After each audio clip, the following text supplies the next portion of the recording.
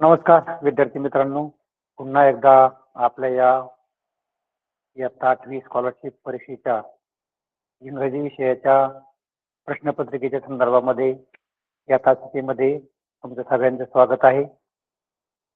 आपल्याला माहीतच आहे की पंचायत समिती शेवगाव शिक्षण विभागाच्या अंतर्गत आपण त्या ठिकाणी मिशन आरंभ या ऑनलाईन तासिकेमध्ये मागच्या तासाला आपण 2023 ची प्रश्नपत्रिका अभ्यासलेली आहे.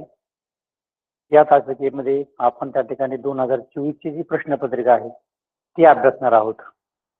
पुन्हा एकदा माझी ओळख करून देतो. मी मराठी सर, सापडगाव या ठिकाणी कार्यरत आहे आणि आज मी तुम्हाला इंग्रजी या विषयाच्या संदर्भामध्ये 2024 च्या प्रश्नपत्रिकेमध्ये जे प्रश्न विचारले गेलेले आहेत त्या संदर्भामध्ये मार्गदर्शन करणार आहे. ठीक आहे, चला तर मग आपण आपल्या आजच्या तासिकेला सुरुवात करूया. तर ही या ठिकाणी पूर्व माध्यमिक शिष्यवृत्ती परीक्षा इयत्ता 8वी फेब्रुवारी 2024 ची प्रश्नपत्रिका आहे. त्याच्यामध्ये आपण जी तृतीय भाषा म्हणजे इंग्लिश या संदर्भामध्ये आज या तासिकेमध्ये चर्चा करणार आहोत. पहिला जो प्रश्न आहे या प्रश्नामध्ये प्रश्नाकडे बोलत आपण choose the correct pair of homophones to get meaningful sentence. आता या ठिकाणी पहा, मागच्या तासालाच आपण त्या ठिकाणी होमोफोन्स म्हणजे काय हे शिकलेलो आहोत, है की नाही. ते होमोफोन्स म्हणजे काय, तर ज्या होमोफोन्स की ज्यांची स्पेलिंग सारखी आहे, ज्यांची स्पेलिंग वेगळी आहे, अर्थही वेगळा आहे, परंतु उच्चार सारखा आहे असे असणारे शब्द. The words which are pronounced alike, ज्यांचा फक्त प्रोनाउन्सिएशन उच्चार सारखा आहे परंतु त्यांची स्पेलिंग वेगळी आहे आणि त्याचबरोबर त्यांचा अर्थही वेगळा आहे.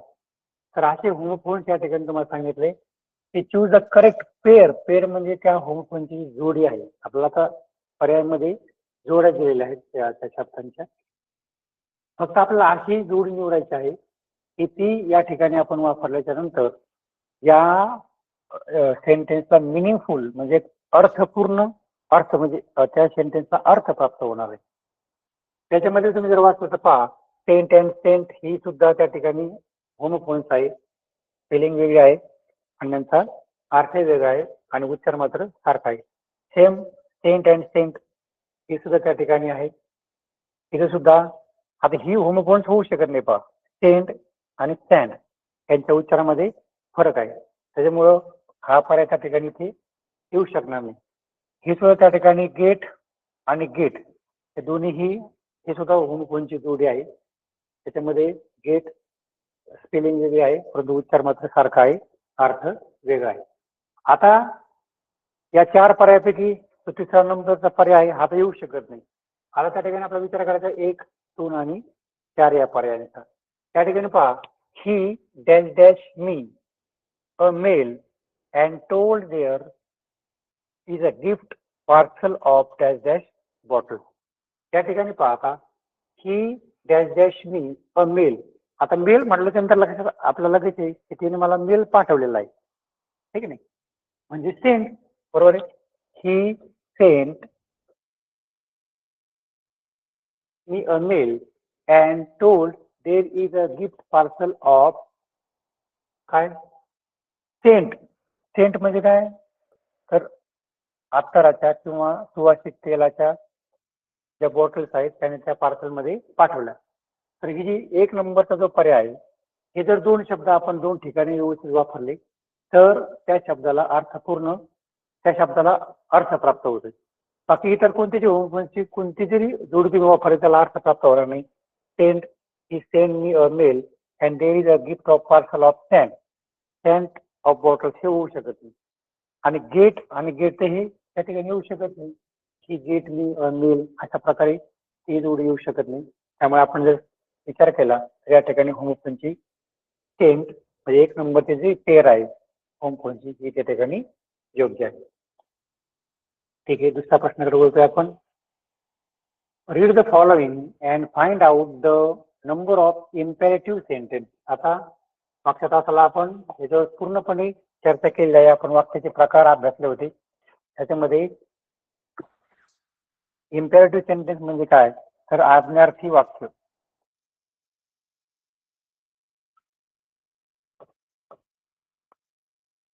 ठीक आहे. इम्पेरेटिव्ह सेंटेन्स म्हणजे आज्ञार्थी वाक्य. वाक्याचा एक चार्टच मी तुम्हाला त्या ठिकाणी मागच्या तासामध्ये दिलेला होता.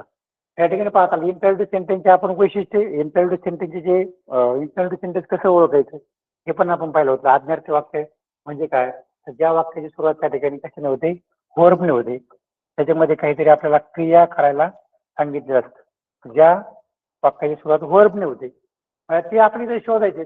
Read the following and find out the number of imperative sentence. त्याच्यामध्ये किती आज्ञार्थी वाक्य आलेले आहेत ते आपल्याला काय करायचे आहेत, शोधायचे आहेत. मग मी तुम्हाला सांगितलं आज्ञार्थी वाक्य म्हणजे काय, की ज्याची सुरुवात त्या ठिकाणी काय होती, वर्बने होते. त्या ठिकाणी पहा, कम हिअर, कम हे वर्ब आहे. आता व्हॉट हॅपन मध्ये वर्ब नाहीये, व्हॉट वर्ब नाही. नंतर टेल मी ऑल, टेल त्या ठिकाणी काय आहे, वर्ब आहे. आता या ठिकाणी पहा, आय विल, आय या ठिकाणी वर्ब नाही, बरोबर आहे. आय हे त्या ठिकाणी काय आहे, वर्ब नाही, त्यामुळे त्याचं ते येऊ शकणार नाही. राईट हे परत काय आहे, वर्ब आहे. राईटने सुद्धा काय झाले, write all on the paper, tell me all, come here, बरोबर आहे. म्हणजे या ठिकाणी आपल्याला तीन त्या ठिकाणी काय सापडलेलं आहे, तीन नंबर ऑफ इम्पेरेटिव्ह सेंटेन्स. याच्या या ठिकाणी आपल्याला तीन म्हणजे पर्याय जो आहे नंबर 3, तीन इम्पेरेटिव्ह सेंटेन्स आपल्याला दिलेल्या चौकोनामध्ये आहे. ठीक आहे, समजलं. म्हणता आता पुढे, choose 2 correct options, avoid too much use of mobile phones and dash dash. आता या प्रश्नाचा आपण आधी अर्थ समजून घ्यायचा आहे की जर मोबाईलचा आपण अतिरिक्त वापर केला किंवा मोबाईल आपण प्रमाणापेक्षा जास्त वापरलं तर दिलेल्या पर्यायापैकी आपल्यावरती कोणता परिणाम होणार, ठीक नाही. त्याच्यामुळे सेव्ह होम म्हणजे आपलं घर वाचणार आहे का, तर साहजिकच आपण लॉजिकल विचार केला तर हे उत्तर येऊ शकणार नाही, बरोबर आहे. ते उत्तर त्या ठिकाणी ते उत्तर येणार नाही. दुसरा पर्याय आहे सेव्ह युअर टाइम, तुमचा त्या ठिकाणी वेळ वाचेल. एकदा विचार बाकीच्या पर्यायांपेक्षा विचार केला तर इथं थोडंसं उत्तर तुमचं जो होईल. आणि त्यानंतर आपल्याला परफेक्ट उत्तर पाहिजे असेल तर बाकीचेही ऑप्शन आपण त्या ठिकाणी अभ्यासणं गरजेचं आहे. मग त्या ठिकाणी पुढचा पर्याय आहे सेव्ह अर्थ, आपण पृथ्वी वाचू शकतो का, तर हे त्या ठिकाणी त्या सेन्समध्ये येत नाही. पुढचा पर्याय आहे की be safe from your I problem, ठीक नाही. हे मात्र उत्तर त्या ठिकाणी आपल्या त्या प्रश्नाच्या अगदी जवळचं वाटतं. इथं लक्षामध्ये जर तुम्ही मोबाईल फोनचा वापर त्या ठिकाणी कमी केला किंवा केलाच नाही तर सगळ्यात पहिला जो इफेक्ट तुमच्यावर होणार आहे तो म्हणजे तुमचे डोळे जे आहेत, डोळे वाचणार आहेत, ठीक आहे. पहिला जो तुमचा फायदा होणार आहे डोळे वाचणार. दुसरा फायदा मग त्या ठिकाणी तुमचा टाइम होऊ शकतो. आता हे फायदे त्याच्यात येऊ शकत नाही. अशा प्रकारे आपला सारासार काय करायचं आहे, या प्रश्नाचा विचार करून दिलेल्या ऑप्शन पैकी अगदी जवळचं आणि अगदी समर्पक उत्तर कोणतं आहे ते शोधायचं आहे, ठीक आहे. पुढच्या प्रश्नाकडे येऊयात. हा, या ठिकाणी तुम्हाला दिले read given advertisement and choose correct option. या ठिकाणी तुम्हाला एक ऍडव्हर्टाइजमेंट दिलेलं आहे म्हणजे जाहिरात, आणि त्याच्यावर आधारित तुम्हाला काही प्रश्न विचारलेले आहेत, ठीक आहे. तर जाहिरात व्यवस्थित पाहून घ्यायची कशाच्या संदर्भामध्ये आहे ते. आणि नंतर पहा प्रश्न विचारला, the advertisement is given for the post of, कोणत्या पोस्टसाठी ऍडव्हर्टाइजमेंट दिलेली आहे. याचं उत्तर आपल्याला लगेच या ठिकाणी दिसतंय, सायन्स टीचर. कशासाठी दिलेलं आहे, सायन्स टीचर. मग ते इथं उत्तर चेक करायचं आपण, ठीक नाही. ते प्रिन्सिपल साठी नाही, क्लर्क, असं कुठलंच उत्तर आपल्याला दिसत नाही, त्यामुळे लगेच उत्तर जे आहे टीचर. दुसरा प्रश्न आहे last date of application is, ऍप्लिकेशनची जी लास्ट डेट आहे, ठीक आहे. आधी क्वालिफिकेशन विचारले तर अप्लाय बिफोर 5 जून 2023, 15 जून 2023च्या पूर्वी अप्लाय बिफोर, ठीक नाही. आपलं सांगितलंय म्हणजे थोडक्यात तीच लास्ट आहे 15 तारखेच्या आधी, 15 जून. कुठे ते उत्तर 15 जून 2020. उतारावरचे प्रश्न व त्याचे उत्तर लिहिताना त्या ठिकाणी आपण जर अगदी चांगल्या प्रकारे जर तो पॅसेज किंवा ऍडव्हर्टाइजमेंट चांगल्या प्रकारे वाचली तर त्याच्यावरच्या प्रश्नांची उत्तरं म्हणजे तुम्हाला हमखास मार्क लिहून देतात. तो घाई न करता अगदी आपण त्या ठिकाणी जर बारकाईने तो पॅसेज किंवा ती ऍडव्हर्टाइजमेंट जर वाचली तर आपल्याला चांगल्या प्रकारे मार्क मिळू शकतात. ठीक आहे, पुढच्या प्रश्नाकडे येतोय. Complete the sentence by using the correct form of verb to get simple future tense. आता याही संदर्भामध्ये आपण काल त्या ठिकाणी मागच्या तासाला त्या ठिकाणी चर्चा केली होती. आपण वर्ब पण शिकलो, त्याचबरोबर आपण सिंपल फ्युचर टेन्स, बरोबर ना, काळाचे सगळे प्रकार, आपण काळाचा एक चार्टच त्या ठिकाणी अभ्यासला होता. इथे लक्षामध्ये सिंपल फ्युचर टेन्सची रचना कशी आहे, सिंपल पास्टची कशी आहे, सिंपल प्रेझेंटची कशी आहे, हे सगळं आपण अभ्यासलं होतं, बरोबर की नाही. आता सिंपल फ्युचर टेन्सची रचना कशी आहे, सिंपल फ्युचर, तर पहा त्या ठिकाणी सिंपल फ्युचर मध्ये जसं मी तुम्हाला सिंपल प्रेझेंट टेन्स मध्ये, सिंपल पास्ट टेन्स मध्ये आणि सिंपल फ्युचर टेन्स मधलं फरक आणि रचना सुद्धा सांगितली होती. फक्त सिंपल फ्युचर टेन्स मध्ये आपण टू बीचे रूप त्या ठिकाणी वापरतो, सब्जेक्ट प्लस विल किंवा शाल आणि नंतर ऑब्जेक्ट, अशा प्रकारे काय असते, वर्ब आणि नंतर ऑब्जेक्ट, अशा प्रकारे ही सिंपल फ्युचर टेन्सची रचना आहे. बाकी सिंपल प्रेझेंट मध्ये टू बीचं रूप नसतं, ते डायरेक्ट सब्जेक्ट वर्ब आणि ऑब्जेक्ट. सिंपल प्रेझेंट आणि सिंपल पास्ट मध्ये, सिंपल पास्ट मध्ये सब्जेक्ट क्रियापदाचं दुसरं रूप म्हणजे V2 आणि ऑब्जेक्ट, अशी रचना असते. इथे आपल्याला काय करायचंय, विल आणि शाल याचा वापर या ठिकाणी करायचा आहे. सिंपल फ्युचर टेन्स विचारलाय तुम्हाला, प्रश्न विचारलाय you tell dash good marks, ठीक नाही. यू गॉट होणार नाही कारण की हे भूतकाळी रूप आहे, बरोबर आहे. आर गेटिंग होणार नाही कारण की सिंपल फ्युचर विचारलाय, तिथे आर हे टू बीचं रूप कशाचं आहे, तर प्रेझेंट टेन्स आहे, शिवाय क्रियापदाला ING आहे, ठीक नाही. आणि सिंपल फ्युचर टेन्स मध्ये किंवा कोणत्याच फ्युचर टेन्स मध्ये क्रियापदाला ING नसतं. इज गेट तर येऊ शकत नाही, बरोबर आहे की नाही. इज गेट ही त्या ठिकाणी टू बीचं रूप, त्या ठिकाणी इज जे आहे हे टू बीचं रूप कशाचे आहे, तर सिंपल पास्ट. इज त्या ठिकाणी टू बीचं रूप आपण त्या ठिकाणी सिंपल पास्ट, सिंपल प्रेझेंट याच्यामध्ये कशाच वापरत नाही. हे टू बीचं रूप त्या ठिकाणी ज्या क्रिया चालू आहे त्याच आपण वापरतो. त्याला जे आपलं उत्तर आहे म्हणजे विल गेट, ठीक नाही. You will get good marks, ठीक नाही. त्यामुळे सगळे जे काळ आहेत ते काळ अभ्यासांना सगळे जे वर्ब, जे आपलं वर्ब फॉर्मात विचारला, काळ वापरतो आपण म्हणजे क्रियापद वापरतोय. खरं म्हणजे क्रियापदामध्ये काळानुसार होणारे जे बदल आहे ते आपण त्या ठिकाणी काळामध्ये अभ्यासत असतो. त्यामुळे सगळ्या टेन्सची जी रचना आहे, सब्जेक्ट वर्ब ऑब्जेक्ट कशा प्रकारे त्याच्यामध्ये वर्ब बदलत गेले, हे सगळे स्ट्रक्चर चार्ट आपण मागच्या तासाला अभ्यासलाय. नसेल तर तुम्ही त्या ठिकाणी तुमच्याकडे उपलब्ध असेल तर चांगला अभ्यास करा, म्हणजे काळावर कोणताही प्रश्न तुम्हाला विचारला तर तुमचे मार्क जाणार नाही, ठीक आहे. त्या प्रश्नाकडे येतोय. इथं पहा तुम्हाला त्या ठिकाणी पॅसेज दिलाय, पॅसेजवर आधारित तुम्हाला 7वा आणि 8वा प्रश्नाचं उत्तर आपल्याला द्यायचंय. पॅसेज वाचतो मी तुमच्यासाठी, सगळ्यांनी लक्ष द्या. The famous physics professor Stephen Hawking has warned that the mankind is facing the most dangerous time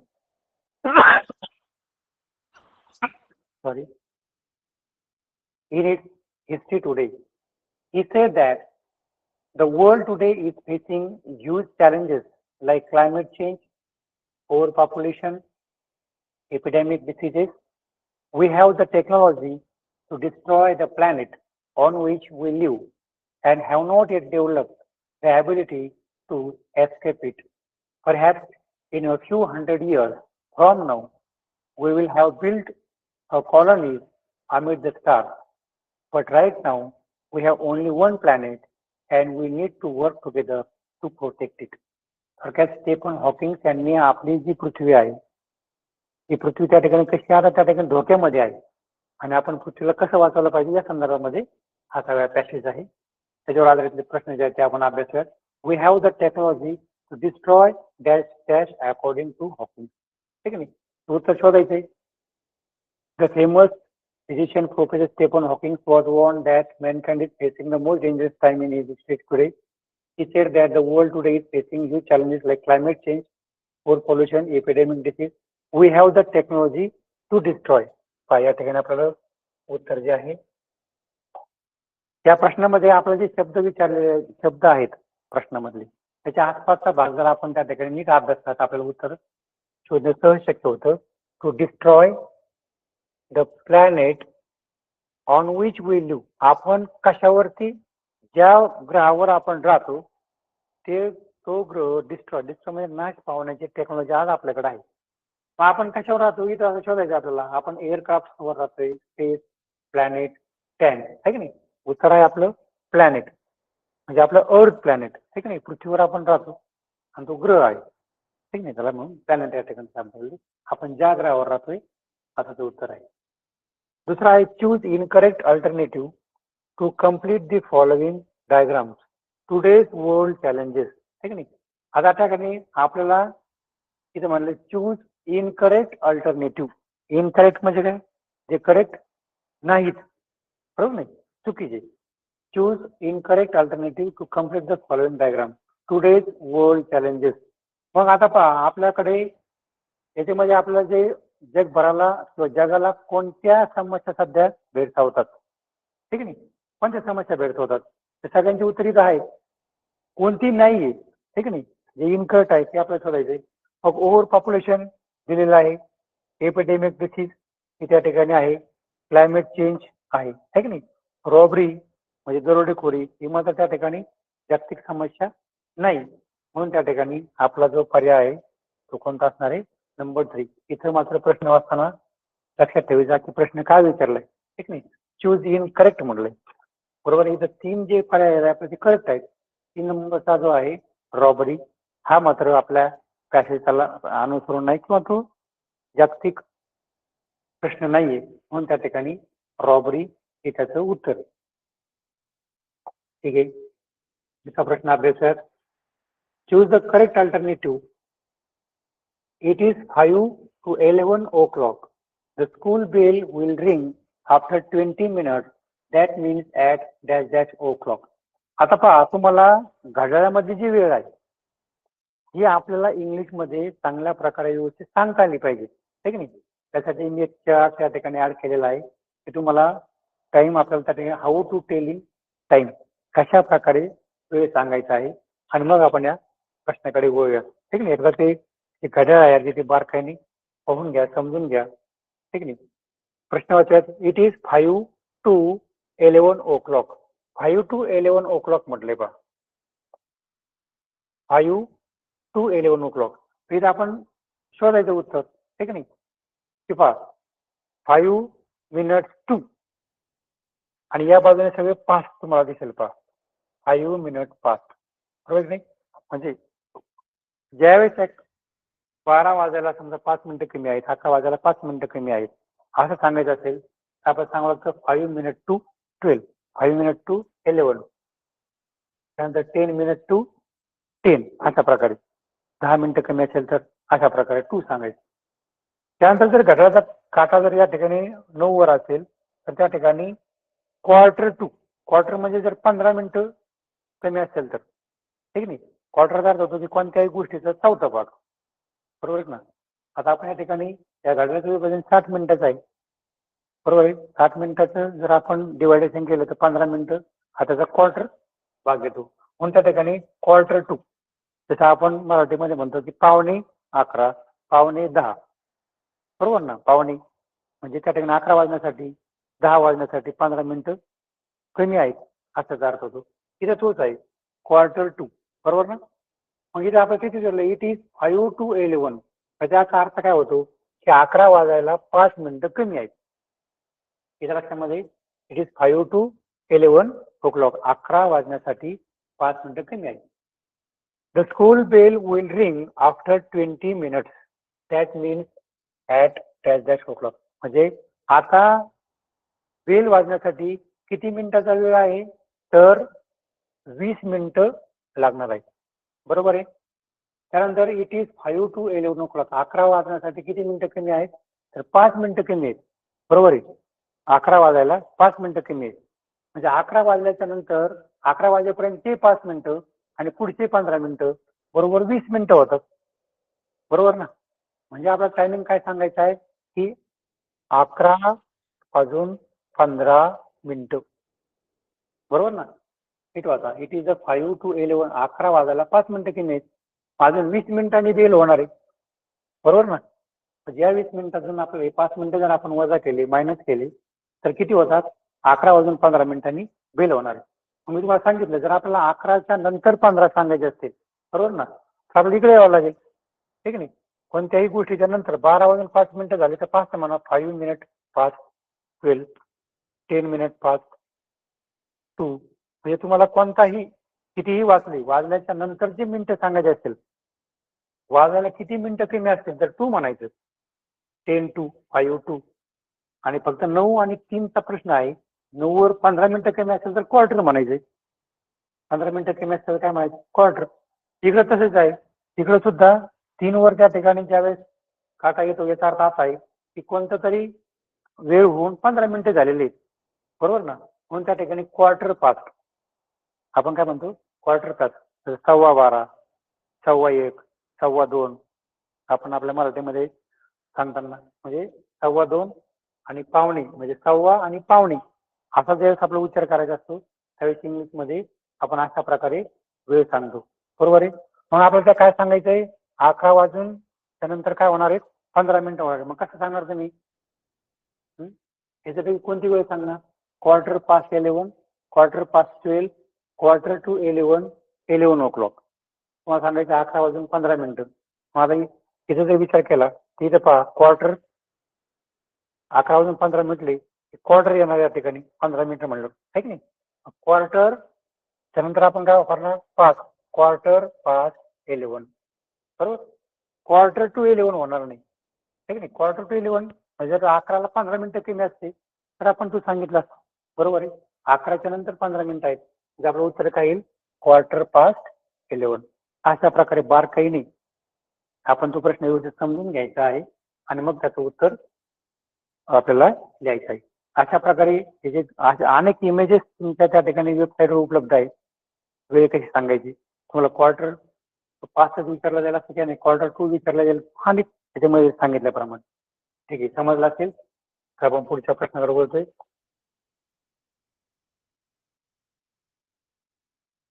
Given below are words, choose correct alternative which is of positive degree. आता पहा, आपल्याला मागच्या वेळेस डिग्रीचा प्रश्न आपण घेतलेला होता आणि त्याच्यामध्ये आपण डिग्रीमध्ये आपण जे ऍडजेक्टिव्ह बदलतो ते ऍडजेक्टिव्ह कशा प्रकारे पॉझिटिव्ह मध्ये ऍडजेक्टिव्ह किंवा पॉझिटिव्हची रचना ही आपण अभ्यासली होती. पुन्हा एकदा तसा प्रश्न आपल्याला आहे की पॉझिटिव्ह डिग्री, कम्पॅरेटिव्ह डिग्री आणि सुपरलेटिव्ह डिग्री हे डिग्रीचे जे 3 प्रकार आहेत. ह्याच्यामध्ये आपण ऍडजेक्टिव्हचं रूप वापरत असतो. डिग्री म्हणजे आपण तापमान डिग्रीमध्ये मोजतो. हे सुद्धा बोलण्याचं प्रमाणच आहे, कमी अधिक प्रमाणामध्ये, आहे की नाही? म्हणजे एखादी गोष्ट तुम्हाला कोणत्या एवढ्यावर आवडली? चांगली आवडली, बरी, चांगली, उत्तम असं आपण मराठीत पण म्हणतो. ती बोलण्याची एक डिग्री आहे. अगदी सेम इंग्लिशमध्ये पण तसंच आहे. तसं एखादी गोष्ट तुम्हाला प्रमाणात आवडली तर गुड, त्याच्यापेक्षा जास्त आवडली तर बेटर, आणि खूपच आवडली तर त्याच्यापेक्षा कोणती गोष्ट चांगलीच नाही असं असेल तर बेस्ट म्हणतो आपण. Good, better, best. तसे डिग्रीचे जे 3 जे ऍडजेक्टिव्ह आहेत त्यांचे जे रूप आहेत हे सुद्धा आपल्याला माहित पाहिजे. आता हे 3 वेगवेगळ्या प्रकारे होतात. एक म्हणजे कोणतं की ज्याला त्या ठिकाणी पॉझिटिव्ह डिग्रीमध्ये ते त्या ठिकाणी पहिल्या रूपामध्ये असतं ऍडजेक्टिव्ह, आहे की नाही? जसं आपण म्हणू गुड. बरोबर आहे. कम्पॅरेटिव्ह डिग्रीमध्ये ऍडजेक्टिव्ह त्या ठिकाणी जे आहे ते दुसऱ्या रूपामध्ये असतं. इथे म्हणू आपण बेटर. आणि सुपरलेटिव्ह मध्ये ऍडजेक्टिव्हचं जे तिसरं रूप आहे हे त्या ठिकाणी इथं असतं बेस्ट, ठीक नाही? अशा एका प्रकारे त्या ठिकाणी काय होते? 3 रूप होतात. दुसरं आहे जसं की फास्ट. हे ऍडजेक्टिव्हचं पॉझिटिव्ह डिग्री मधलं रूप आहे. तर इथं त्या ठिकाणी होतं फास्टर, आणि तिसरा आहे फास्टेस्ट. येत्या लक्षामध्ये म्हणजे इथे त्या ठिकाणी ER प्रत्यय लागतो, इथे EST प्रत्यय लागतो. हे एक ऍडजेक्टिव्हचे आपल्याला त्या ठिकाणी ग्रुप आहेत. आणि तिसरा जो प्रकार आहे की इथे त्या ठिकाणी ऍडजेक्टिव्हला ER EST प्रत्यय न लावता त्या ठिकाणी मच, मोर आणि मोस्ट, ठीक नाही, मोर आणि मोस्ट. जसं ब्युटिफुल,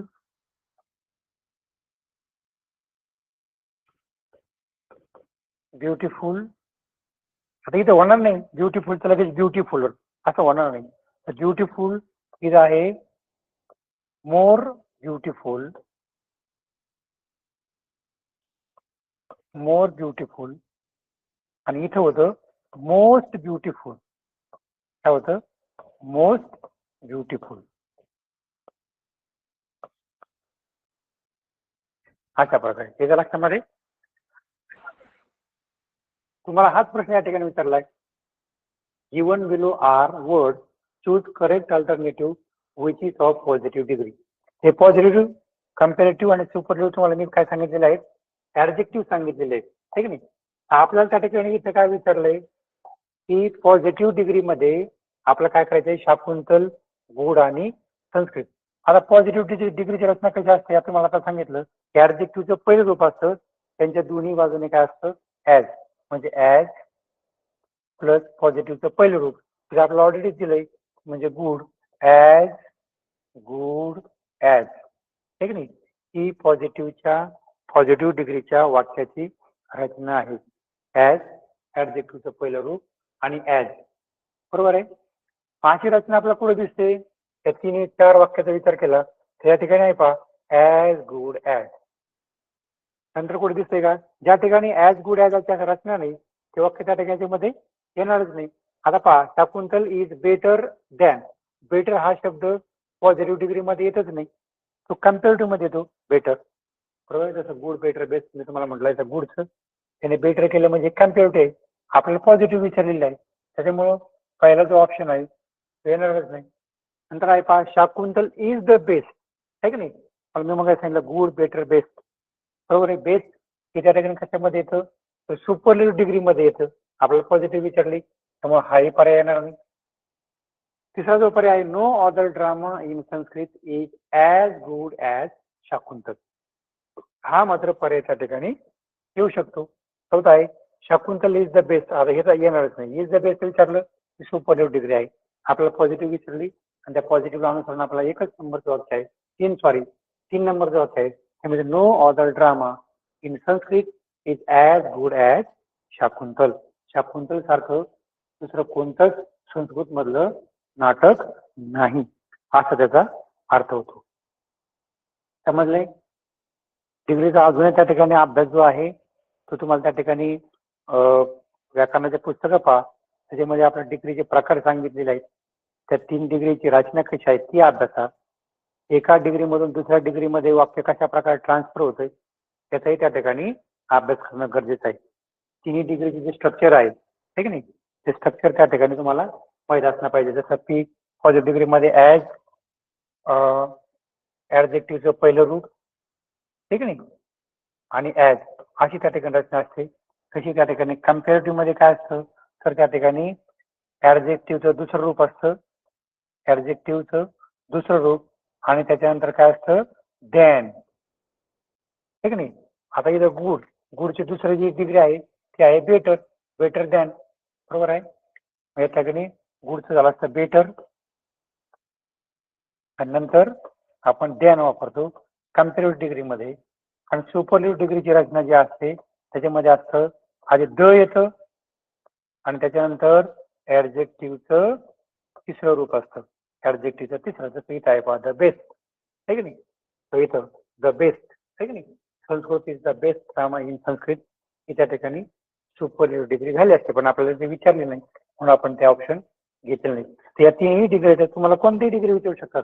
आपली जर पॉझिटिव्ह विचारलं तुम्हाला सुपरलेटिव्ह विचारू शकतात, कम्पॅरेटिव्ह विचारली जाऊ शकते. तुम्हाला वाक्य शक्यतो ट्रान्सफर करायला येणार नाही, परंतु 3ही जे प्रकार आहेत, पॉझिटिव्ह डिग्री कोणती, कम्पॅरेटिव्ह कोणती आणि सुपरलेटिव्ह डिग्री कोणती, ते वाक्य मात्र ओळखायला येतील आणि त्याची वाक्यरचना तुम्हाला करता आली पाहिजे.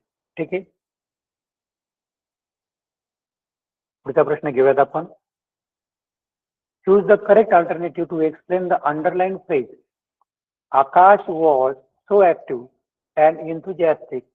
He always did his homework in a jiffy. आता तुम्हाला in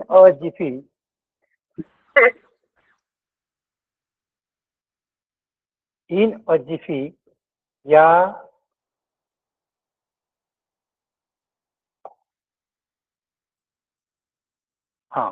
इन अ जिफी या फ्रेजेचा तुम्हाला अर्थ माहित असणं गरजेचं आहे. पहा, इन अ जिफी म्हणजे काय, तर पहा या ठिकाणी सांगितलं व्हेरी सून, नीटली, हरिडली आणि स्लोली. त्याचा अर्थ काय होतो, त्या वाक्याचा जर तुम्हाला ऍक्च्युअल त्याचा अर्थ माहित नसला तर बाकीच्या वाक्याचा अर्थ लक्षात घेऊन आपण त्या फ्रेजेसची कॉन्टेक्स्चुअल जी मिनिंग असते म्हणजे त्या शब्दाचा किंवा त्या वाक्प्रचाराचा वाक्यातला अर्थ यातून सुद्धा आपण त्या ठिकाणी त्या फ्रेजेसचा अर्थ येऊ शकतो.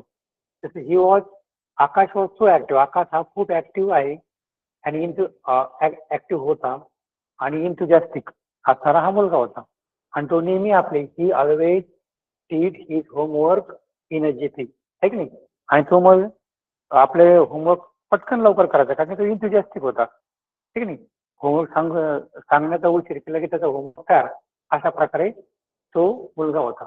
म्हणजे ह्या जर शब्दाचा जवळचा अर्थ कोणता पाहिला आपण तर ते उत्तर बरोबर येतं व्हेरी सून. तो लवकर काय करायचा, होमवर्क करायचा. का तर तो खूप ऍक्टिव्ह होता, बरोबर आहे. आता हा त्याच्यामध्ये हरिडली म्हणजे घाईघाईने हे येणार नाही. तो आपला होमवर्क घाईघाईने पूर्ण करायचा म्हणजे कसा पण पूर्ण करत नव्हता, ठीक नाही. ऍक्टिव्ह होता म्हणजे चांगल्या प्रकारे काम करत असेल म्हणजे हरिडली उत्तर येणार नाही. नीटली म्हणजे व्यवस्थित हा त्याचा अर्थ होत नाही. इनर्जी म्हणजे व्यवस्थित करायचं पण लवकर करायचं असा अर्थ होतो. आणि सुरळीत एकदम त्याच्या विरोधी अर्थ शब्द आहे. म्हणजे व्हेरी सून हे जे आहे उत्तर हे त्याच्यासाठी योग्य आहे. ठीक आहे, पुढचा प्रश्न घेऊया. Choose the correct alternative for the underline word. When I met my grandmother after long time we recollect my childhood moment, आहे की नाही. आता या ठिकाणी आपल्याला रिकलेक्ट या शब्दाचा अर्थ माहिती करून घ्यायचा किंवा त्या ठिकाणी माहिती असेल तर लगेच त्याचा अर्थ काय होतो. आता recollect Wien I met my grandmother, की जेव्हा मी माझ्या आजीला भेटलो त्यावेळेस आफ्टर लॉंग टाइम म्हणजे खूप दिवसानंतर we recollect my childhood moment, ठीक नाही. रिकलेक्ट म्हणजे रिकलेक्ट अर्थ होतो पुन्हा गोळा करणे म्हणजे पुन्हा मिळवणे म्हणजे काय, पुन्हा आठवणे.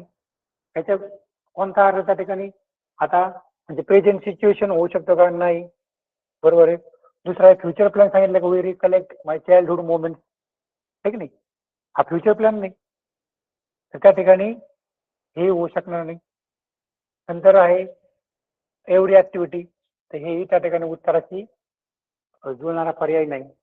तर पहा रिकलेक्ट म्हणजे आठवणे. त्यावेळेस मी आजीला भेटलो खूप दिवसानंतर त्यावेळेस मला माझ्या बालपणाच्या सगळ्या ज्या गोष्टी आहेत किंवा बालपणाचे जे क्षण आहेत ते काय झाले पुन्हा आठवले म्हणजे रिमेंबरिंग द पास्ट, ठीक नाही. पाठीमागचा काळ आपल्याला आठवलेला आहे. अशा शब्दांचे अर्थ तुम्हाला माहित असले तर अशा प्रकारचे प्रश्न सोडवणं सहज शक्य आहे. ठीक आहे. पहा नंतर आपल्याला पॅसेज दिलाय. पहा पॅसेजवर आधारित 13, 14 आणि 15 असे 3 प्रश्न आहेत, ठीक नाही. तर तुम्ही त्या ठिकाणी हा पॅसेज त्या ठिकाणी वाचा. मी तुमच्यासाठी वाचतोय. Sushruta was indeed a bright student of veterinary medicine. His teacher, Shalihotra, once decided to test him. He asked Sushruta what all he would need to perform a surgery on a wonderful horse. Sushruta very quickly listed down all the instruments and the medicines that would be needed. 3 things are missing, Shalihotra said. Confused, Sushruta looked at him. I will give you a week to find them. Shalihotra consolated. Curious to find out what those three things were, Shushruta observed his teacher carefully for the next 1 week. Before operating the horse, Shalihotra observed every part of the horse and then Shushruta found the first missing thing. पहा, हा passage या ठिकाणी आपण वाचलाय. तो वाचल्यानंतर थोड्याफार प्रमाणामध्ये आपल्याला सगळा जर तुम्हाला त्या पाहिजे अर्थ समजला नाही तरी चालेल, काही त्या ठिकाणी आपण त्या वाक्यातल्या त्या शब्दाच्या अर्थावरून सुद्धा आपण काय करू शकतो, मिनिंग घेऊ शकतो. म्हणजे ओव्हरऑल आपल्या त्या पॅसेज बद्दलचं एक मत तयार होणं गरजेचं आहे की ओव्हरऑल तो पॅसेज जो आहे आपल्याला कॉम्प्लिमेंट होणं म्हणजे आकलन होणं गरजेचं आहे. तर आपल्याला प्रश्न सहज सोडवता येतील. आता पहा, चूज द करेक्ट अल्टरनेटिव्ह. याच्यावरचे जे प्रश्न असतात ते फारसे अवघडच विचारले जातील असं काही नाही. त्याच्यामुळं त्याची उत्तर आपल्याला सहज त्या ठिकाणी त्या पॅरेग्राफमध्ये शोधता येतात. सुश्रुता वॉज आपला कोण होता? Veterinary doctor, teacher, bright student की फार्मर. ठीक आहे. त्याचं उत्तर आपल्याला त्या ठिकाणी पहिल्याच ओळीमध्ये बघा, Sushruta was indeed a bright student of a veterinary medicine. His teacher Shalihotra once decided to test him. ठीक आहे. तो कोण होता? Indeed a bright student of bright student of a veterinary medicine. ठीक आहे. सुश्रुता वॉज डॉक्टर होता, परंतु ऍक्च्युअल तो विद्यार्थी होता सगळ्यात आधी, बरोबर नाही. आणि ब्राईट स्टुडंट होता, म्हणजे इथं त्या प्रश्नाचं आपलं उत्तर आहे ब्राईट स्टुडंट.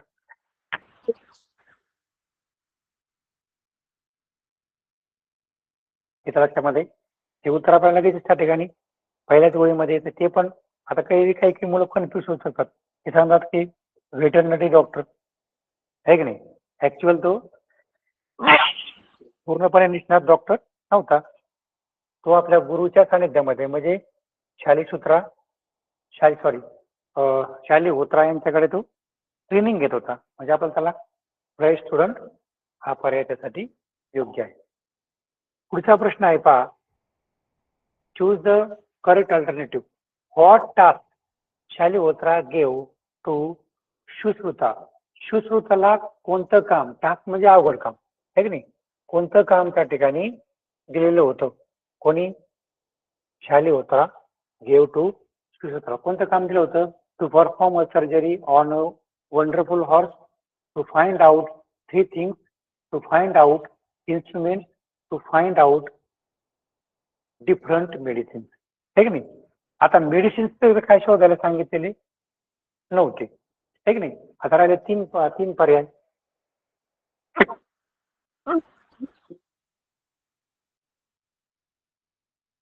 मग त्यासाठी जर आपण पॅसेज पहा, इथं once he decided to test it, he asked Sushruta what all he would need to perform a surgery on a wonderful horse. एका हॉर्सवर म्हणजे घोड्यावरती जर सर्जरी करायची असेल तर त्याला त्या ठिकाणी काय लागणार आहे? What need to perform a surgery on a wonderful horse. Sushruta very quickly listed down all the instruments and the medicine that would be listed. कोणकोणत्या गोष्टी लागणार आहेत, कोणकोणते इन्स्ट्रुमेंट लागणार आहेत हे विचारलं होतं, बरोबर की नाही. प्रश्न काय आहे की इथं प्रश्न आहे, choose what task Shalihotra gave to Sushruta to perform a surgery on a wonderful horse. आहे की नाही. हे तर सांगितलंच होतं, परंतु सगळ्यात महत्वाचं काम काय सांगितलं? टू, बरोबर आहे, to find out 3 things, to find out instrument. ठीक नाही. सर्जरी करण्यासाठी ते तुला त्या ठिकाणी कोणते इन्स्ट्रुमेंट लागणार आहेत, टू फाइंड आउट इन्स्ट्रुमेंट हे टास्क त्या ठिकाणी सांगितलं होतं. म्हणजे नंबर 3 हे जे उत्तर आहे हे योग्य आहे. ठीक. पुढचा प्रश्न आहे, choose the correct alternative. How long a period did Shalihotra allow to find the missing things. मग त्या गोष्टी शोधण्यासाठी शालिहोत्राने आपल्या त्या विद्यार्थ्याला किती अवधी दिला होता? 3 things missing, Shalihotra said. Confuse, Sushruta looked at him. I will give you a week to find. किती वेळ दिला होता? I will give you a week, ठीक नाही, टू फाइंड देम, म्हणजे एका आठवड्याचा कालावधी जो आहे तो दिला होता. या ठिकाणी आपल्या पर्यायामध्ये ते पाहिजे 1 day, 2 week, a week, month, ठीक नाही, एक आठवड्याचा कालावधी दिला होता.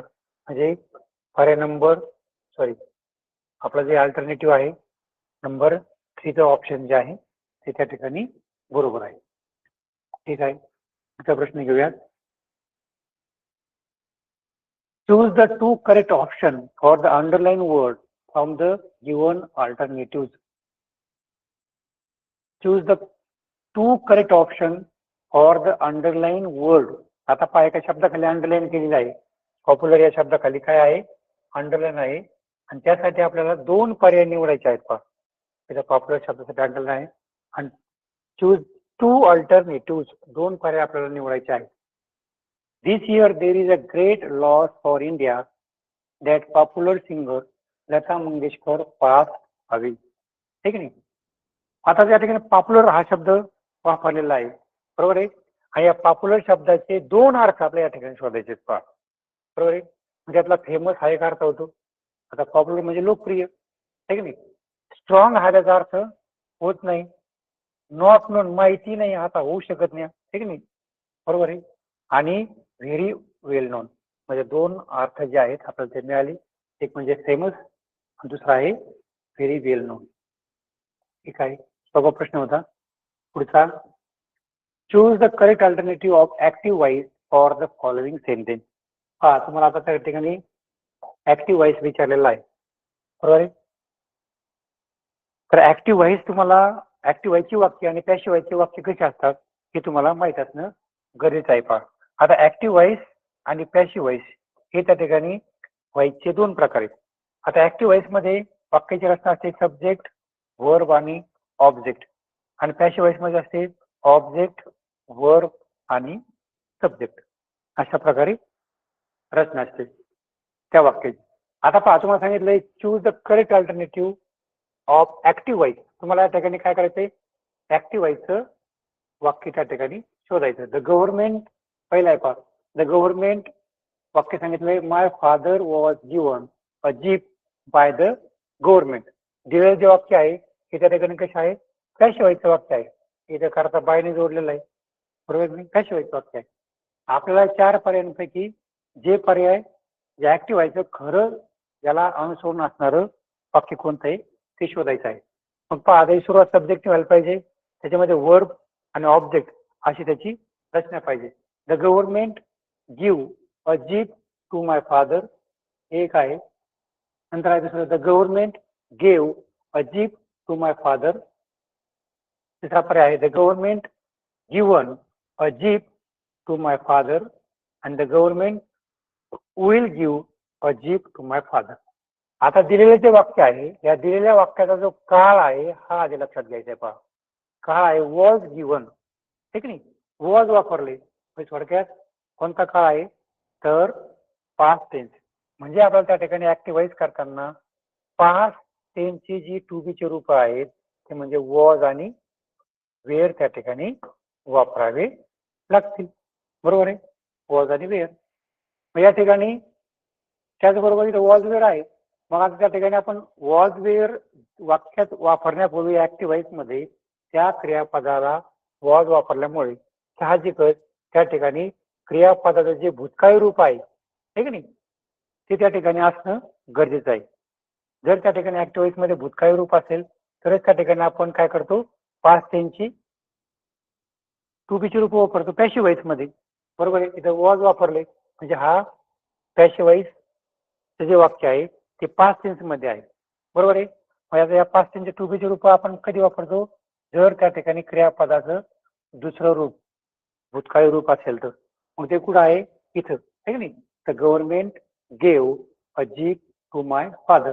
आता बाकी द गव्हर्नमेंट विल गिव्ह हा पर्याय तर होणारच नाही, काही तर वॉज वापरले, कारण की ऍक्टिव्ह व्हायचं वाक्य ज्या काळामध्ये आहे त्याच काळामध्ये आपल्याला पॅसिव्ह व्हायचं वाक्य ठेवायचं असतं.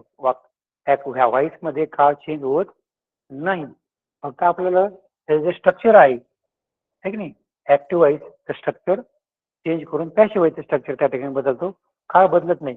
टू बीचे रूप आपण त्या पद्धतीने फक्त वापरत असतो. जसं मी तुम्हाला मागचं उदाहरण पण सांगितलं होतं, तसा ऍक्टिव्ह उदाहरण असेल की I write a letter. I write a letter. तिथं असं प्रश्न असेल तर आपलं वाक्य स्वरूप ऑब्जेक्ट निघायचे. आता अ लेटर ऑब्जेक्ट आहे, ठीक नाही. आपण आधी केला अ लेटर. A letter. आता इथं राईट आहे म्हणजे प्रेझेंट टेन्स आहे. मग प्रेझेंट टेन्सची टू बीचे रूप वापरतो आपण अ लेटर. आता अ लेटर एक वचन आहे, त्यामुळं अ लेटर इज. अनेक वचने असेल तर आपण आर घेतलं असतं, ठीक नाही. हॅम इज आर हे टू बीचे रूप आपण वापरतो. हॅम कधी वापरतो जर करता आहे असेल तर. आज या ठिकाणी पॅसिव्ह वॉइस मध्ये आपण स्वतः ऑब्जेक्टने केलंय म्हणून टू बीचे रूप टिल इज. A letter is. नंतर आपण क्रियापदाचं कोणतं रूप घेतो, रिटर्न. बरोबर आहे. A letter is return. करता जो आहे आता आपण बायसने जोडतो त्याची पण विभक्ती बदलते. आईचं मी होतं कशामध्ये होतं, पॅसिव्ह वॉइस मध्ये, है की नाही. तर हा वॉइस तुम्हाला इथे दिलेला आहे पहा. The father was given. बरोबर नाही. आता राईटच्या ऐवजी रोट असतं, रोट त्या ठिकाणी, है की नाही. I wrote a letter. तर इथं काय असतं, अ लेटर वॉज रिटर्न. बरोबर ना. A letter was return. मग ज्या अर्थी जर वॉज असतं तर इथे ऍक्टिव्ह वॉइस मध्ये राईटच्या ऐवजी काय येतं, रोट. म्हणजे क्रियापदाचं दुसरं रूप येतं. या ठिकाणी पहा वॉज वापरले, क्रियापद पण तुम्हाला दिले गिवन. म्हणजे आपल्या या ठिकाणी क्रियापदाचं दुसरं रूप वापरायचं आहे. ते कशामध्ये आहे, ह्याच्यामध्ये आहे. ते उत्तर जे आहे, the government gave a jeep to my father. ठीक नाही. जीव येऊ शकत नाही कारण ते क्रियापदाचं पहिलं रूप आहे. जीवन येऊ शकत नाही, क्रियापदाचं तिसरं रूप आहे. वेलगेव येऊ शकत नाही, ते त्या ठिकाणी भविष्यकाळी रूप आहे. त्यामुळे पर्याय क्रमांक 2 जे आहे ते त्या ठिकाणी त्याचा ऍक्टिव्ह वॉइस आहे, ठीक आहे. सॉरी, हे त्याचा ऍक्टिव्ह, सॉरी बरोबर आहे, ऍक्टिव्ह वॉइस आहे की त्याचा पॅसिव्ह वॉइस. बरोबर तेच उत्तर येणार, ठीक नाही. तुम्हाला सांगितलं तर पॅसिव्ह वॉइस कसे आहे, ऑब्जेक्ट होते. त्याचा ऑब्जेक्ट कोणता आहे, माय फादर, ठीक नाही. ते सुरुवातीला आहे, बरोबर आहे. नंतर आपण पास्ट टेन्सचे टू बीचे रूप वापरतो, वॉज वेअर. आता फादर एकच नाही म्हणून त्या ठिकाणी काय वॉज. नंतर आपण काय वापरतो, क्रियापदाचं तिसरं रूप वापरतो पास्ट टेन्स मध्ये, पॅसिव्ह वॉइस मध्ये. क्रियापदाचं तिसरं रूप असतं, तिथं आहे गिवन, ते बरोबर आहे. बाकी राहिलं जे ऑब्जेक्ट आहे दिलेलं आहे. म्हणजे आपल्याला पॅसिव्ह वॉइस आणि ऍक्टिव्ह वॉइस हे दोन्ही वॉइस त्या ठिकाणी त्याचं स्ट्रक्चर माहिती असणं गरजेचं आहे. ऍक्टिव्ह मधून पॅसिव्ह कसा करायचा आणि पॅसिव्ह मधून ऍक्टिव्ह कसा करायचा याची माहिती असणं गरजेचं आहे. तेव्हाच तुम्हाला अशा प्रकारचे प्रश्न आहेत ते सोडवता येतील. ठीक आहे, पुढचा प्रश्न घेऊया. Choose the correct alternative from the following to complete. ही पझल तर तुम्हाला प्रत्येक प्रश्नपत्रिकेमध्ये आहे, है की नाही. आपला ही पझल येतेच अशा प्रकारची. या ठिकाणी आता याच पर्यायापैकी आपण शब्द त्या ठिकाणी टाकून पाहायचा. ओ जर घेतला तर त्या ठिकाणी वाक्य बरोबर येतं का, O N E O T L E, है की नाही. अर्थपूर्ण शब्द तयार होत नाही. तर एन घेतला, N E N D L E, है की नाही, तरी अर्थपूर्ण शब्द तयार होत नाही. आपण पी घेतलं, N E P D L E, होत नाही. परंतु या ठिकाणी जर आपण त्या ठिकाणी ई शब्द घेतला तर N double E D L E needle, अर्थपूर्ण शब्द आहे सुई. आणि E A S T east, east म्हणजे दिशेचा, ईस्ट म्हणजे कोणती दिशा, तर पूर्व. म्हणजे आपण पर्याय क्रमांक 4चा जो शब्द आहे ई, हे जर अक्षर या ठिकाणी घेतलं तर त्या ठिकाणी परिपूर्ण अशा प्रकारे ते पुढे त्या ठिकाणी तयार होतं. इथे पण ते TEST, टेस्ट, टेस्ट म्हणजे परीक्षा किंवा आपली त्या ठिकाणी चाचणी. अशा प्रकारे तुम्हाला त्या ठिकाणी जर ई शब्द घेतला तर तुमचं पझल किंवा पुढं पूर्ण होते. पुढचा प्रश्न आहे, choose correct alternative to frame a meaningful question. आता मिनिंगफुल क्वेश्चन म्हणजे काय, शब्द प्रश्नार्थक वाक्याची रचना. प्रश्न कसा विचारायचा तुम्हाला माहित पाहिजे. तो प्रश्नार्थक वाक्याची रचना कशी आहे तर पहा. आधी त्या ठिकाणी प्रश्नार्थक शब्द येतो. आता एक प्रश्न मी या ठिकाणी लिहितो म्हणजे तुमच्या लक्षात येईल. What is your name. बरोबर ना. आता सगळ्यात सोपा प्रश्न लहानपणापासून आपण ऐकतो, व्हॉट इज युअर नेम. ही काय आहे, प्रश्नार्थक वाक्याची अशी स्ट्रक्चर आहे.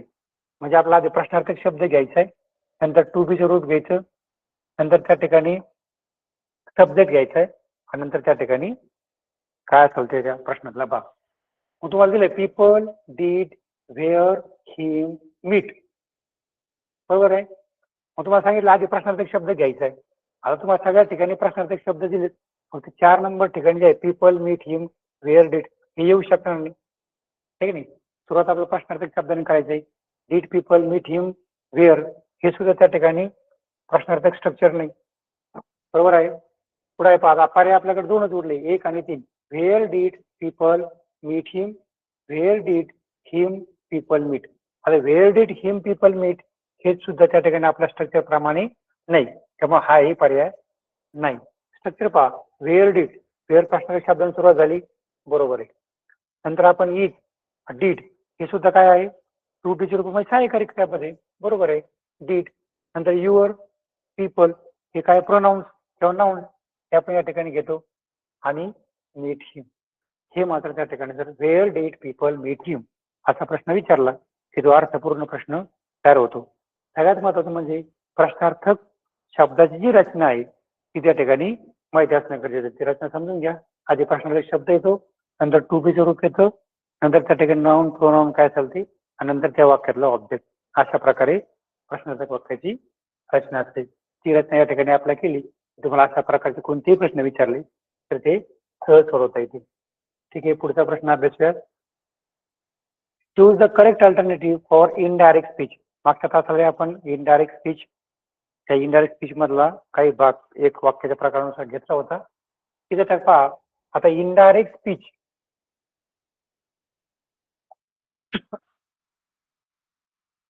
इनडायरेक्ट स्पीच आणि डायरेक्ट स्पीच ह्याच्यामध्ये फरक सांगतो. डायरेक्ट स्पीच म्हणजे काय, एखादा व्यक्ती ज्यावेळेस बोलतो त्यावेळेस बोलणाऱ्याचे वाक्य ज्यावेळेस जसेच्या तसे सांगितले जातात तो डायरेक्ट स्पीच आहे.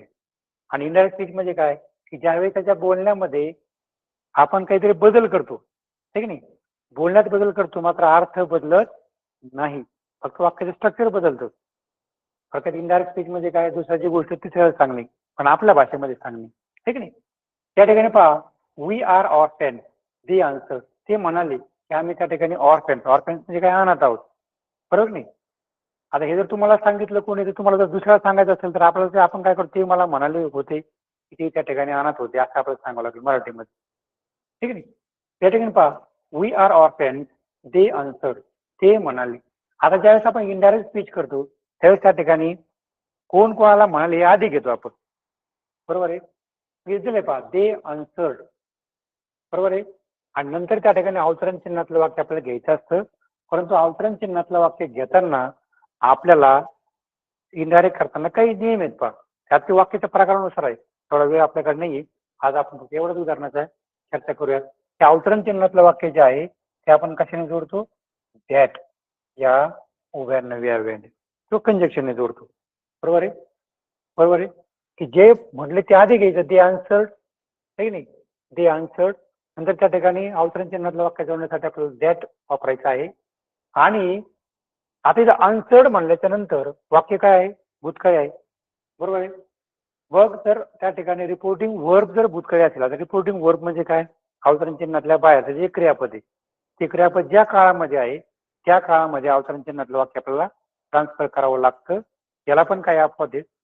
जर त्या अवतरण चिन्हातलं वाक्य त्रिकालबाधित सत्य असेल तर त्याचा काळ बदलत नाही. जसं टीचर सेड, अवतरण चिन्हाचं वाक्य आहे, the earth revolves around the sun, पृथ्वी सूर्याभोवती फिरते, तर त्याचा काळ आपला बदलता येणार नाही, कारण हे त्रिकालबाधित सत्य आहे. पृथ्वी कालही सूर्याभोवती फिरते, आजही फिरते आणि उद्याही फिरत राहणार आहे, त्याच्यामुळे त्याचा काळ बदलता येणार नाही. की earth was revolved around the sun, पृथ्वी सूर्याभोवती फिरत होती असं त्याला म्हणता येणार नाही, बरोबर आहे. इथे मात्र ते होऊ शकते, वी आर ऑर्फेन्स, आज ते अनाथ आहेत, ठीक नाही, ते अनाथ होते आपण त्याला म्हणू शकतो. म्हणून त्या ठिकाणी आता वी म्हटलं म्हणजे अनेक वचन आहे, म्हणून त्या ठिकाणी काय येणार, ते वेअर. आपला काळ बदलायचा आहे, अर्थ काय होणार, वेअर, ऑर्फेन्स आहे तसंच, आणि अवतरण चिन्ह निघून जातं. म्हणजे दे आन्सर्ड दॅट दे वेअर ऑर्फेन्स, हे उत्तर त्या ठिकाणी बरोबर आहे. बाकीचे उत्तर काय येणार नाही ते सांगतो. दे आन्सर्ड त्याच्यामध्ये दॅट नाही, त्यामुळे पहिले येणार नाही. दे आन्सर्ड दे वेअर ऑर्फेन्स येणार नाही. दुसऱ्याचा पर्याय बरोबरच आहे. तिसरा, दे आन्सर्ड दॅट, इथपर्यंत वाक्य त्या ठिकाणी आपल्या नियमाप्रमाणे आहे, परंतु दे आर म्हणले, बरोबर आहे, दे आर. आता आर म्हणजे आपल्या इथं आन्सर्ड म्हटल्याच्या नंतर तो भूतकाळ आहे, म्हणजे भूतकाळ करायचा इथे केलेलं नाही, त्यामुळे हा पर्याय येणार नाही. They answered that they are not, तिथे नकार केलाय, त्यामुळे याच्या ते वाक्य हे उत्तर येऊ शकत नाही, कारण नॉट आपल्या वाक्यामध्ये नाहीच. वाक्य कोणतं बरोबर आहे? They answer that they were orphans. ठीक आहे, पुढचा प्रश्न घेऊया. Read the riddle and choose correct alternative. What is the full of hole but still holds water? आहे की नाही? आज तुम्हाला एक कोडच विचारलेत वाटतं की अशी कोणती गोष्ट आहे की तिला छिद्र आहे तरी सुद्धा त्याच्यामध्ये पाणी राहतं, आहे की नाही? आता ग्लासला छिद्र राहिलं तर पाणी राहील का? राहणार नाही. ते आपल्या म्हणजे तिथे उत्तर येऊ शकत नाही, बरोबर आहे. प्लास्टिकला छिद्र असेल तरी पाणी राहणार नाही, आयर्न म्हणजे लोखंडाला छिद्र असेल तरी पाणी राहणार नाही, कळत नाही. आणि दुसरा आहे पहा, स्पंजला छिद्र असतात, पण ते जर आपण पाण्यामध्ये बुडवलं तर त्याच्यामध्ये पाणी काय होतं? राहतं. म्हणून त्या ठिकाणी उत्तर जे आहे what is the full of hole but still hold water, त्याचं उत्तर जे आहे स्पंज. ठीक आहे, हे थोडंसं बुद्धीला चालना देणारा प्रश्न आहे, व्यवस्थित वाचून त्याचं उत्तर लिहायचंय. द वर्ब, पुढचा प्रश्न घेऊयात. The verb form of addition is. आता ऍडिशनचा त्या ठिकाणी वर्ब फॉर्म काय आहे? आपल्याला वर्ब फॉर्म नाही, noun form, adjective form, adverb form माहित पाहिजे, आहे की नाही? जसं एक जरी शब्द घेतला डेव्हलप वर्ब फॉर्म आहे, त्याला जर MENT प्रत्यय जोडला तर नाउन फॉर्म तयार होतो, डेव्हलपमेंट, ठीक नाही? त्याला जर LY प्रत्यय जोडला तर डेव्हलपमेंटली हा त्याचा ऍडजेक्टिव्ह फॉर्म तयार होतो. म्हणजे एका वर्ब पासून त्याला आपण जर काही ऍडिशन जोडली, त्या ऍडिशनला इंग्लिशमध्ये प्रेफिक्स आणि सफिक्स म्हणतात. म्हणजे ऍडिशन जर शब्दाच्या आधी असेल तर प्रेफिक्स आणि ऍडिशन शब्दाच्या नंतर असेल तर सफिक्स, ठीक नाही? याचा तुम्हाला त्या ठिकाणी अभ्यास करावा लागेल. आता आपलं ऍडिशन हा त्या ठिकाणी नाउन फॉर्म आहे, तुम्हाला काय करायचं, याचा वर्ब फॉर्म शोधायचा आहे. मग पहा, ऍड येईल का, ऍडेड येईल का, ऍडिशनल येईल की ऍडिशन येईल? आता लक्षात घ्या, या ठिकाणी इथं पहा ऍडेड क्रियापदाला त्या ठिकाणी ईडी प्रत्यय लावलेला आहे, ऍडेड, बरोबर नाही? आता कधी कधी ईडी प्रत्यय लावून सुद्धा त्या ठिकाणी काय होतो? नाउन फॉर्म तयार होतो, ठीक नाही? ऍडेड. आणि ऍडिशनल AL प्रत्यय आहे, हा ऍडजेक्टिव्ह फॉर्म आहे. TION प्रत्यय असेल ऍडिशन, इथे आपलं ऍडिशन ऑलरेडी दिले, हा नाउन फॉर्म आहे. म्हणजे आता वर्ब फॉर्म जो आहे तो कोणता आहे? ऍड. उत्तर काय येईल? ऍड. म्हणजे आपल्याला सगळ्यांना माहिती पाहिजे की कोणता प्रत्यय लावल्याच्या नंतर कोणता फॉर्म तयार होतो, आहे की नाही? ईडी प्रत्यय लावल्यानंतर भूतकाळ तर होतच, परंतु कधी कधी ईडी प्रत्यय लावल्यानंतर आपल्याला नाउन फॉर्म सुद्धा तयार होतो. नंतर हा ऍडजेक्टिव्ह फॉर्म आहे आणि TION प्रत्यय लावल्याच्या नंतर त्याचा नाउन फॉर्म तयार होतो, जसं प्रोटेक्ट, प्रोटेक्शन, ठीक नाही? ऍड, ऍडिशन, अशा प्रकारे. त्यामुळे ऍड हे त्याचं उत्तर आहे. पुढचा आहे नंबर 23 प्रश्न आपण घेतो आता. Choose the correct expression. आता एक्सप्रेशन म्हणजे हे उद्गार वाचक वाक्य आहे. पहा, उद्गार, काही उद्गार कशासाठी वापरले जातात ते आपल्याला माहिती पाहिजे. सुखाचे उद्गार कोणते, दुःखाचे उद्गार कोणते, ठीक नाही? आश्चर्याचे उद्गार कोणते, हे तुम्हाला माहित पाहिजे. त्यासाठी जे रिकाम्या जागा जे त्याच्यानंतरचं वाक्य अभ्यासायचं, त्याचा अर्थ का आला ते लगेच आपल्याला त्या ठिकाणी कळणार. शी डाईड ऑफ हँगर, आहे की नाही? ती त्या ठिकाणी उपासमारीने मेली. आता ही चांगली गोष्ट आहे का वाईट गोष्ट आहे, ठीक नाही? तुम्ही तिथे म्हणणार का हे शी डाईड ऑफ हँगर, म्हणजे बरं झालं का ती मेली ती? नाही, म्हणजे हे येणार नाही.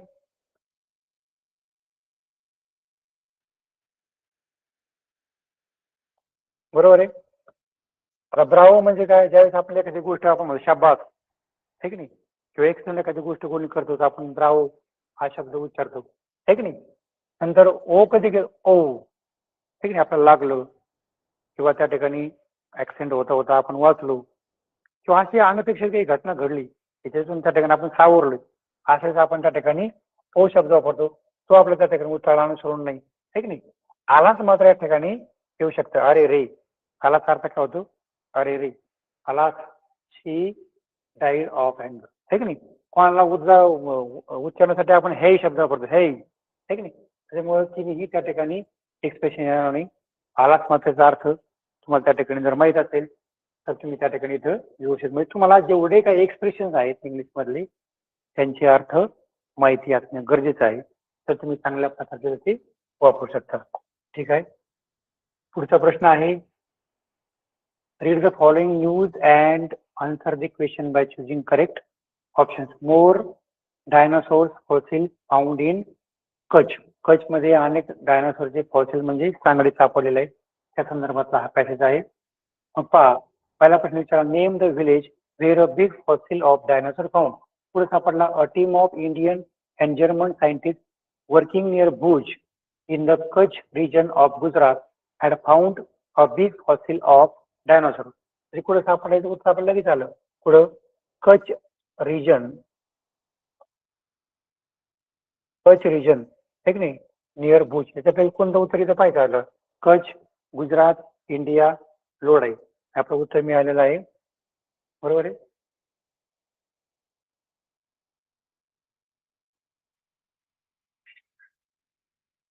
ठीक आहे, पुढचा प्रश्न घेऊया. Find the number of sound in the following sentence. आता नाउन शोधायचे तुम्हाला. नाम, नाउन्स म्हणजे काय, या वाक्यामध्ये कोणकोणते नाउन्स आहेत. अविनाश नाउन आहे, यश नाउन आहे, मोना नाउन आहे, ओम नाउन आहे, बरोबर आहे, आणि पुणे नाउन आहे. मोजा, 1 2 3 4 आणि 5. पर्यायामध्ये 5 नंबर आहे. ठीक आहे, नंबर 2 हा आपला त्या ठिकाणी ऑप्शन आहे. नाउन्स म्हणजे नाव, तुम्हाला माहिती आहे, नामाची व्याख्या पण माहिती आहे. अशा प्रकारे मोजून तुम्हाला प्रश्न सहज सोडवता येईल. ठीक आहे, अशा प्रकारे आपण कमी वेळामध्ये संपूर्ण प्रश्नपत्रिकेचा आढावा घेण्याचा प्रयत्न केलेला आहे. तर तुम्हा सगळ्यांना त्या ठिकाणी शिष्यवृत्ती परीक्षेसाठी खूप खूप शुभेच्छा देऊन आज आपण या ठिकाणी या ठिकाणी थांबवतोय. कोणाला जर या संदर्भामध्ये काही प्रश्न असतील तर 2 मिनिटांमध्ये तुम्ही विचारू शकता.